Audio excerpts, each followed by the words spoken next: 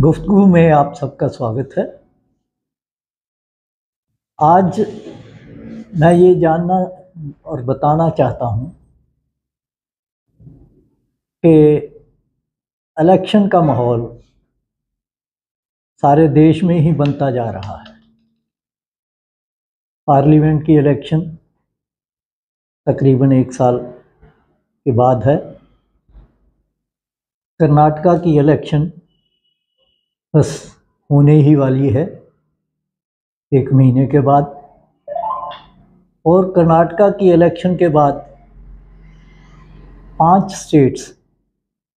जिसमें राजस्थान, मध्य प्रदेश जैसी बड़ी स्टेट्स हैं, उनकी इलेक्शन भी अगले 6 महीने के अंदर अंदर होनी तय है। इसलिए सेंटर में तो इलेक्शन का माहौल बन ही रहा था, और उस माहौल में अभी गर्मी उस समय पैदा हो गई जब कांग्रेस के नेता राहुल गांधी को पार्लियामेंट से एक्सपेल कर दिया गया, क्योंकि उनके ऊपर एक केस जो गुजरात में डिफेमेशन का चल रहा था, उसमें कोर्ट की तरफ से 2 साल की सज़ा हो गई। जो इस समय कानून है उसके मुताबिक जिस किसी को भी 2 साल या उससे ज़्यादा क्रिमिनल केस में सेंटेंस हो जाए तो उसकी सदस्यता उसी दिन से ऑटोमेटिकली ख़त्म हो जाती है, और 2 साल वे आदमी जब सेंटेंस पूरी कर लेता है तो उसके बाद 6 साल तक वो कोई इलेक्शन नहीं लड़ सकता। इसलिए ये बहुत बड़ा मुद्दा है जिसकी चर्चा ना सारे देश में बल्कि विदेश में, सारे वर्ल्ड में हो रही है कि किस प्रकार एक कांग्रेस के सीनियर लीडर को 8 साल तक इलेक्शन में ना लड़ने के लिए बाध्य कहूँ या ऐसे हालात में आ गया कि वो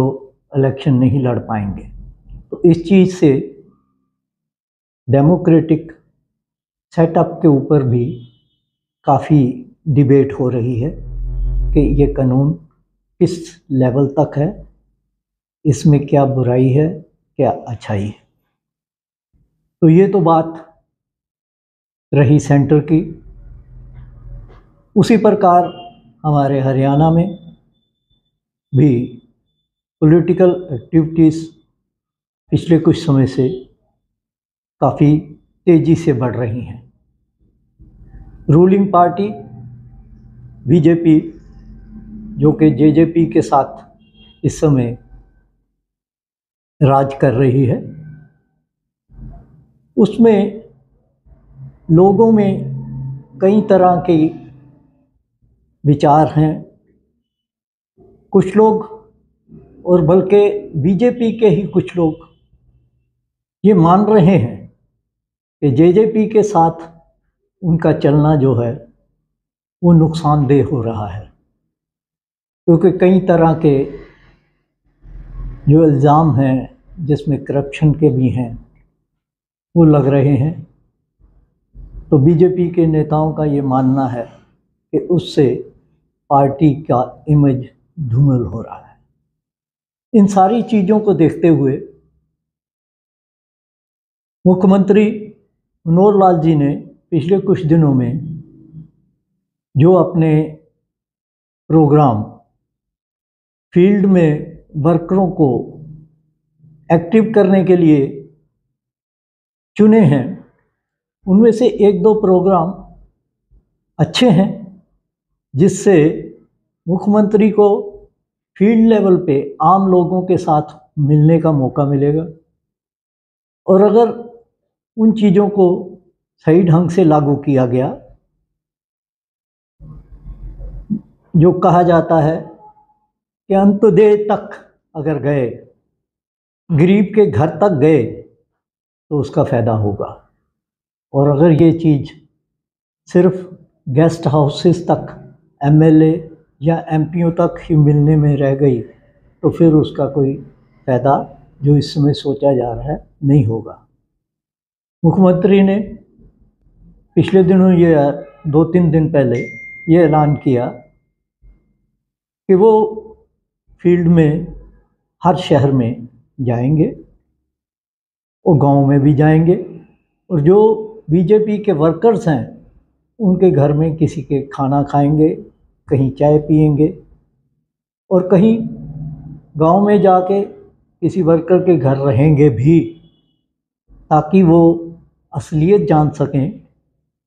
कि उन द्वारा, उनकी सरकार द्वारा जो पब्लिक के इंटरेस्ट की वेलफेयर स्कीम्स लागू की गई हैं वो किस लेवल तक इम्प्लीमेंट हुई हैं, उनका लोगों में क्या प्रभाव हुआ है, या कहाँ कमी रह गई कि आम जनता तक उसका जो फ़ायदा है पहुंच नहीं पाया। अगर ये चीज़ सही ढंग से चली तो ये वाकई ही इसका फ़ायदा होगा। एक तो वर्कर जो इस समय अपने आप को इग्नोर समझ रहे हैं, वो इसलिए कि विधायक मंत्री जो हैं वो बड़ी मुश्किल से अपने अपने कार्य में ही व्यस्त हुए पड़े हैं, और बड़ी मुश्किल से पब्लिक की, कई जगह तो ये है कि वो पब्लिक से कट भी चुके हैं। तो जब मुख्यमंत्री किसी शहर में या किसी गांव में जाके वहाँ रुकेंगे, खाना खाएंगे, चाय पिएंगे, वहाँ से बातें सुनेंगे, रात को रहेंगे, तो ये बट नेचुरल है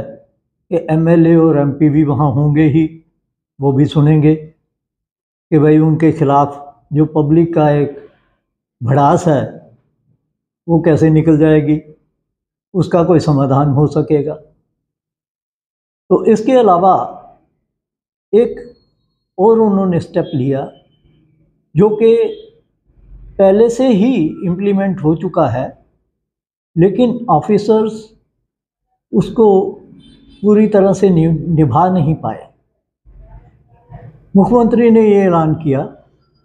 कि जिले स्तर पे डिप्टी कमिश्नर और एसपी जो हैं हर रोज़ 2 घंटे के लिए 11 बजे से लेके 1 बजे तक कोई मीटिंग नहीं करेंगे, किसी किस्म की भी मीटिंग नहीं करेंगे। यहाँ तक कि चंडीगढ़ से भी कोई मीटिंग इस टाइम में नहीं रखी जाएगी, ताकि वो लोग डीसी अपने लेवल पे और एसपी अपने लेवल पे पब्लिक की समस्याओं को सुन सकें और उसका हल निकाल सकें। अब ये देखने में ये आता है कि पब्लिक तो 11 बजे 10 बजे जाके डीसी या एसपी के ऑफिस में बैठ जाती है, कोई किसी की शिकायत होती है, किसी की परेशानी होती है, लेकिन देखा ये जाता है कि वहाँ वो मीटिंग्स चलती रहती हैं, 1 बज जाता है, 1:30 बज जाता है। कुछ लोग तो परेशान होकर उठ के चले जाते हैं, कुछ जो अपनी मजबूरी में बैठे रहते हैं उनका जो हल है वो आधे घंटे में, इतने लोग इकट्ठे हो चुके होते हैं कि आधे घंटे में सिर्फ सुनवाई ही होती है, उसकी कोई इम्प्लीमेंटेशन नहीं हो पाती। तो ये स्टेप अगर लागू अच्छी तरह से करवा दिया जाए तो काफ़ी हद तक पब्लिक की जो समस्याएं हैं उसका हल होगा। इसके अलावा एक और जो स्टेप उन्होंने लिया है, मैं उसकी भी प्रशंसा करना चाहूँगा कि ये भी फिक्स कर दिया मुख्यमंत्री ने कि मंगलवार को चंडीगढ़ में सारे ऑफिसर अपने अपने ऑफिस में ही रहेंगे, सुबह 9 बजे से लेकर 5 बजे तक। वो किसी भी मीटिंग में मंगलवार को नहीं जाएंगे, क्योंकि ये पिछले कुछ समय से ये ट्रेंड बना हुआ है कि हरियाणा के दूर दराज एरिया से भी एमएलए, एमपी या पॉलिटिशियन मंगलवार को ही चंडीगढ़ में जो काम किसी का होता है करवाने के लिए जाते थे। लेकिन वहाँ जाके भी फिर ये देखने को मिलता है कि ऑफिसर तो किसी मीटिंग में है, कोई कहता है मंत्री जी ने बुला लिया, कोई कहता है मुख्यमंत्री जी ने बुला लिया, कोई कहता है मुझे चीफ सेक्रेटरी ने बुला लिया। तो वो बड़े क्लियर लफ्ज़ों में मुख्यमंत्री ने ये आदेश अभी 2-3 दिन पहले जारी किए कि इसको प्रॉपर ढंग से फॉलो किया जाए, ताकि चंडीगढ़ में जो भी कोई आदमी अपनी परेशानी लेके आता है उसको वहाँ ऑफिसर अवेलेबल हो, वो सुने और उसका हल निकाले। चलिए, मैं तो ये भी समझता हूँ कि बहुत अच्छा है कि चाहे इलेक्शन की वजह से ही कुछ लोगों की सुनवाई तो होगी, लेकिन अगर ये सुनवाई अच्छे ढंग से हुई तब तो इसका कुछ फ़ायदा होगा। नहीं तो यही जो अब होता है कि गेस्ट हाउस में आए, वहाँ चाय पानी पी, कुछ लोग मिले, उनसे बातचीत हुई तो चले गए, उसका कोई अच्छा नतीजा नहीं निकलेगा। समय बड़ी जल्दी निकल रहा है और देखते हैं आगे इसका क्या असर होता है। आज इतना ही। आप सबको मेरी तरफ से और बी पॉजिटिव की तरफ से नमस्कार।